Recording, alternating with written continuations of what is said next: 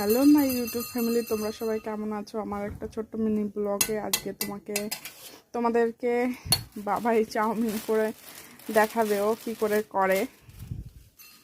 তো প্রথমে জলটা ফোটার পরে চাউমিন ছিল ঘরে, একটু একার জন্যই হয়ে যাবে, ও নিজের জন্য বানিয়ে নিচ্ছে।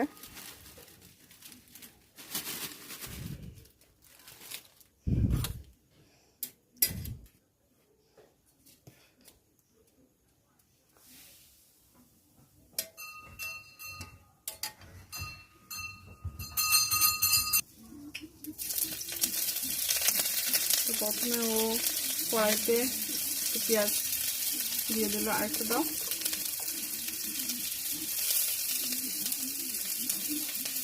সঙ্গে গাজরটাকেও ফ্রাই করে নাও।